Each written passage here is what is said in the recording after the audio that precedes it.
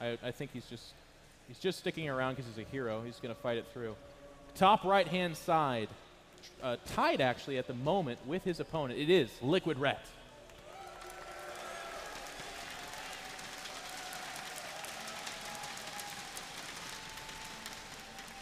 His opponent with an amazing resurgence in Game 2, showing beautiful Warp Prism Harass, Slayer's Puzzle.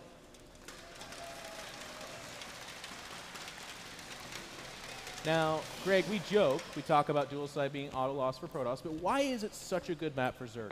This third base, or this third base, either one, it's almost impossible to hold. That's just so huge. It's really, really far away from the natural. There's like 3 or 4 different points all along here where Zerg can attack into. Any kind of Roachling timing against that third Nexus, it just, you kill it. It's almost impossible for Protoss to hold that off without committing way too much of their army to want to make a third Nexus. So you just end up having a 2-base all-in every game from Protoss. But if Zerg knows that 2-base all-in is coming, it's actually relatively easy to hold off. So short of anything really silly happening early on, like the +1 Zealot Warp in killing a bunch of drones or something of that sort, 2-base all-ins aren't particularly effective just because there's almost no element of surprise. You know what I find really interesting too is like what Puzzle could potentially be doing, or at least people at home might be thinking he would think about. Oh, we actually have a hatchery first. Well, it's not a great cannon rush map. There's no particularly good areas for it, so that's not too surprising. He does have the Forge down though. Yeah, it'd be interesting to see if he tries for it, because sometimes against hatchery first. What is that depot doing there? Is there a cannon rush spot for that, I guess? No, it's not to block a cannon rush. They never do that. Well, what does it do? I don't know. That probably stops. I don't know. It looks weird. Someone from the audience tried to answer. I appreciate that. Again, Canada, you're so friendly. But I can't hear what you're talking about. Now, I can't believe that gets a laugh. They are really so friendly. Polite. I appreciate that. The probe was looking like it might drop a pylon. However, Rep, very paranoid about that, sends out 2 drones immediately, as you have to with 15 hatch. Cannon rush can be scary, even if there isn't a good cannon block. He's just not going to do it, though. He's taking that time. I mean, of course, it was Forge first, but as you said, this is not necessarily a great cannon rush map. Now, I was starting to talk about something I want to say. This last game, he opened up Stargate. He then followed up with a very fast Robo, and he basically manipulated Ret into the army composition he wanted. He got Hydras out of him. Ret didn't feel comfortable attacking, so of course those Colossus became much, much more powerful. I just don't see that kind of strategy working. This game, I think there's more opportunities for the front of the natural or even the third to get attacked by roaches because there's no choke space. You don't get to narrow that down, that army. Yeah. But also, I think Ret's the kind of guy you can fool once, but probably not twice. Not in a best of 5. No, you're right.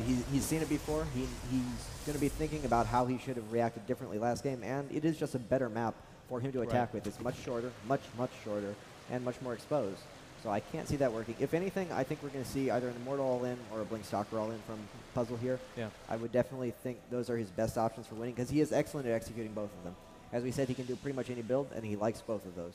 So really feel like one of the things you can key in on for why Puzzle's such a great player is as a Protoss, he does an amazing job getting for himself information. He saw the third basically the second it went down, which lets him know, oh, okay, I'm not facing gas. There's no 2-base timing coming my way. I mean, of course, there is potential for that, like some kind of weird mind game, like a third hatch cancel. But more likely than not, he's getting great information, and he's able to react off of it. He has a Zealot on the way out, going to poke at the third again. 4 Zerglings in production from Ret, so he will be able to kill that if he gets a good surround. Puzzle, that's absolutely fine, though. He's just poking in to see what exactly is going on. Honestly, this is kind of early. This is before there's any potential for a drone kill or anything like that. Maybe just doing it in time that he can run it away. It does look like that is the case. And the Stalker coming out to join it, making that a much more powerful little harass force. Very interesting, because you did see the Queen there. And if you're going to go a Stargate build and you want to go after the Queens, that would be one of your primary targets. You really want to do some damage to that Queen.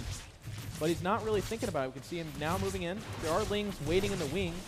And now he's focusing on the Queen. I think he really wanted to kill it, but he's going to back away. Zealot does almost get surrounded, and now it will get Oh, well, no, maybe good control from Puzzle, but it will go down anyway. Oh, he almost got trapped there. He's a little bit risky with his Stalker, but he will get away now. He will get all of those Zergling killed. And a couple more Zerglings in production from Ret. Not overreacting, still making a bunch of drones. That's really, really smart by him.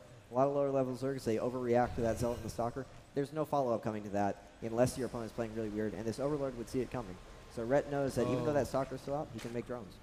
Excellent Overlord scouting, spotting that Stargate at a very pertinent time. It's even before the first Void Ray does come out.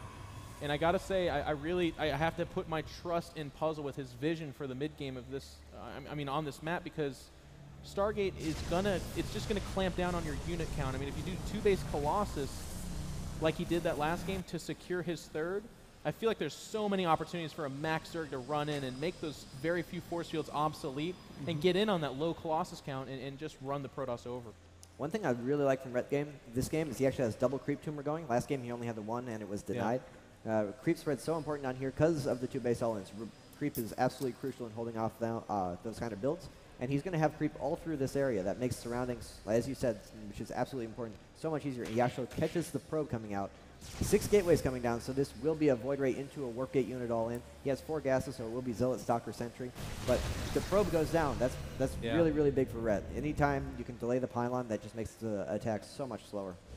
And that is a lot of gateways going up behind this. I mean, this is actually that build we were talking about on Antigua, I think in the Hero series. And it's a 3rd Void Ray coming out, so Phoenix will not be contributing to this. This is going to be a gateway Void Ray timing. And you talked about that probe going down. I think what's also important to note here as well is that just the probe being out at that time kind of sells a timing to Rhett. So if Rhett reacts, so smart by Puzzle. He's actually moving out. He knows the counterattack could be coming, so he sends out one of his Void Rays in order to start dealing damage to it and to see if it's coming.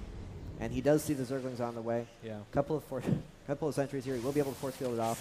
Good force field. Beautiful only force takes field. one. No chance for a Zergling counter there, and the Roaches are still committed to this. They're all going to die. Every one of them. They are. However, back at home, he is denying the pylon, and every second he delays this, Rhett's actually still making drones, meaning that as soon... And he's also putting down an infestation pit. That actually might be too much. He might be being too greedy because he still only has 3 hatcheries. If it is not too much, Greg, then I'm going to... Then there's kind of something I'm going to have to complain pretty avidly. However... Void Rays. The Void Ray into Warp Gate build, if it's not a surprise, it's kind of weak. Those Void Rays really delay the Warp Gate attack. I mean, these Queens are a lot of the anti-air, though. If they can go down... They are the anti-air. Yes, they are the anti-air. Tumors are getting destroyed, but that's not really the main point here. Lots of Roaches are out. Now Rhett knows the jig is up. He knows the timing is coming his way. Another pylon coming down. This 3rd probe he's had to send out to do that. That is the one hitch in his plan so far. He's had a lot of trouble getting that pylon down. But he does have this. It's pretty close. He's warping constantly. Good force fields there. Taking out all the Zerglings without engaging the Roaches at all. Trapping some of the Roaches. And another Void Ray comes in. He's done 3 Void Rays now. And he's already lost 1 Queen. 2nd Queen is pretty low health. This one Spore Crawl here. Really smart by him putting up static defense, knowing he's kind of in trouble here. This is a great attack angle. I think Rhett's best choice might be to counter, to be honest with you. He's going to maybe circle around and go after those pylons. I'm not sure, but this narrow space is so good for force fields. He does have creep all throughout here, so he will be engaging on that. He also cut off reinforcement. These Roaches won't allow any more units to join. And he's in. Everything's signed to the force That's not enough. Those force fields are allowing too many Roaches in there. They're going to start targeting down the sentries. And with the Queens focusing down the Void Rays, it's just down 2 Void Rays.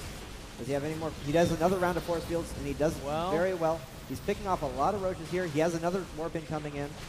He's running out of force fields, so he can't fight here. He's got to back away. Yeah, you're right. Red will just overwhelm him. He's got 13 more Roaches in production. No more force fields. He's going to get surrounded here. One more round of force fields that will save this army, but he has to back off. He's not going to kill him. Beautiful micro. He's doing such a good job of taking on these Zerg segments one at a time. Wow, and Red, honestly, Red's kind of messing up there. He really needed to pull back immediately. And that's a lot of units from Puzzle. I don't know.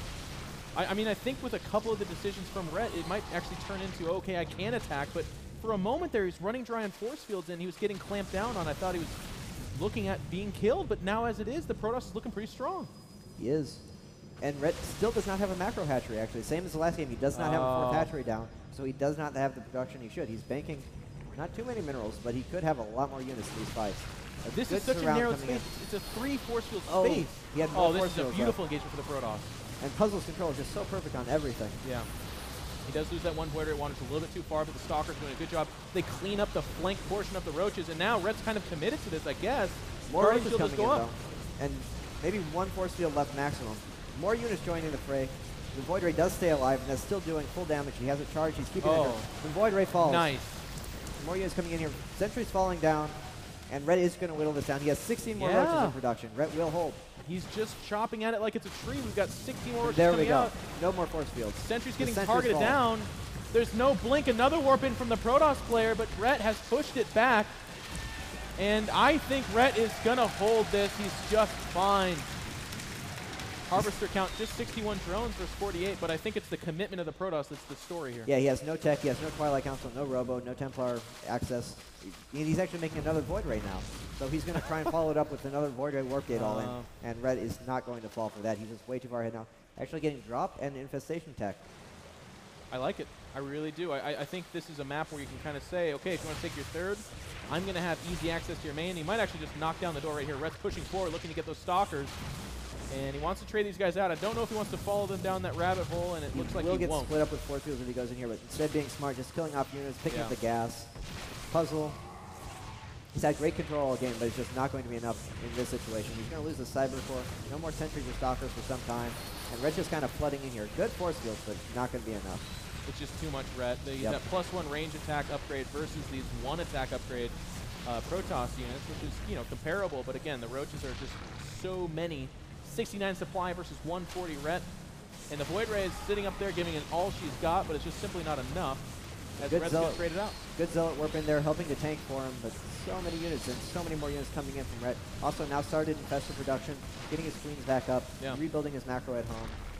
And this is much the same as last game. It looks kind of sloppy, but he's just trading very cheap units for very expensive units when he has a better economy. And the production tab of the Zerg player is just speckled with different tech paths, production, and basically whatever the heck he wants. He's in a pretty good dream scenario. There's no third base for the Protoss, as the circling does indicate once again for the Zerg player. And behind this, you talked about tech. I mean, the Cybernetics core is just now about to finish, so that's even been halted. All he can do is add Void Rays, which is exactly what he is doing. And Infestors, they don't mind Void Rays. They're pretty fantastic for him. Yeah, they can deal with him really well unless you're out of mana, basically. You're absolutely fine against a couple of Void Rays. Then everything's good against Infestors, actually. That's pretty true. Probes are good. I don't know. Infestors are pretty good. Yes, Void Ray has become an instructor. He's actually putting down a third Nexus. No way he can hold that off if Rhett knows about it. Rhett may actually just go in and kill him here. That's another big massive unit. Targeting on the Nexus. Yeah, why not? And that's going to work. It's too exposed because of the design of the natural. He will get the Nexus kill. He's going to lose a lot of units, but it doesn't even matter. That's it. Puzzle's had enough. A huge fungal. And Puzzle GG's. And it's going to be a 2-1 advantage Rhett on dual sight. Absolutely stunning play. I mean, we talked about this map being very difficult for Protoss, so it's almost predictable that you're going to get that 2-base timing. Now, of this variety, this is one of the more rare 2-base timings.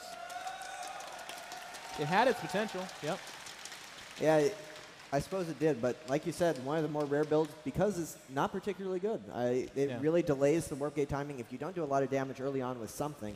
And honestly, Puzzle didn't even try that hard to do damage. He had a Zealot and a Stalker. He didn't do the four gateway warp in or anything of that sort. He was just kind of hoping that Rhett would get caught off guard. Rhett even had an infestation pit coming down, and he still held it off. I know. We were kind of talking about that. Like, I thought the Protoss was actually going to win with that because drones were coming out, infestation pit. He scouts out late, but I guess the probe was the only indicator he needed, and the Stargate, I suppose. Yeah, he didn't start up. The other thing was he didn't even have a macro hatch, but he was still keeping his money low. That's really the macro of Rhett. He just never missed a larva inject. He had as many larvae as he possibly could. He didn't need the 4th hatchery to spend his money. And he did wear it down. Really nice micro on the engagements, too. Some little mistakes, not pulling back quite in time, but on the whole, he was always coming in from multiple angles, always flanking, always getting the best fight he could. Okay, so Rhett's actually going to use the restroom, but before we go to a commercial, let's once again give some love to our sponsors, Interceptor Group, Cyberactive, Esports Canada, and of course, those that make the NASL possible, Epson, Azo, Kingston HyperX, GameMinder, and iBuyPower. You guys have been great. Let's go to a commercial and come back and see some more excellent matches.